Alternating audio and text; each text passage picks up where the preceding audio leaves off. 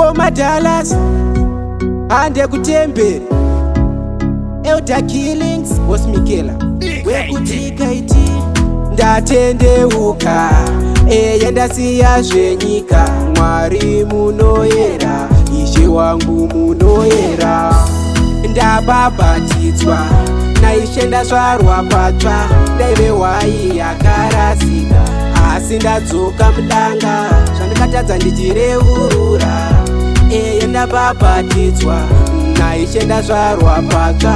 Ndaive hwai yakarasika. Taisabva mudzin'anga kuda kutsvaga kupfuma, kudya zvatisina kana kusima.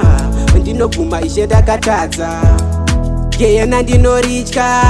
Ndati ikoko kunopisa, zvandipa shungu dzekutendeuka. Saka Ishe wangu ndauya, ndabhabhatidzwa naIshe ndazvarwa patsva.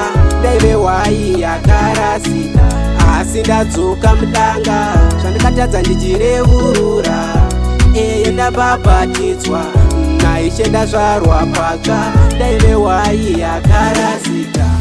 Ndasiya zvenyika umo ndiruchiva. Ndakuda imi Mesaya, mwana wenyu ini ndauya. Mwana wenyu ini ndauya. Imi Mesaya mondiregererawo, mondikanganwirawo. Ndabhabhatidzwa naIshe ndazvarwa patsva. Ndaive hwai yakarasika asi ndadzoka mudanga. Zvandikatadza ndichireurura ndabhabhatidzwa naIshe ndazvarwa patsva. Ndaive hwai yakarasika. Taisabva mudzin'anga kuda kutsvaga kupfuma, kudya zvatisina kana kusima. Ndinobvuma Ishe ndakatadza, keyena ndinoritya.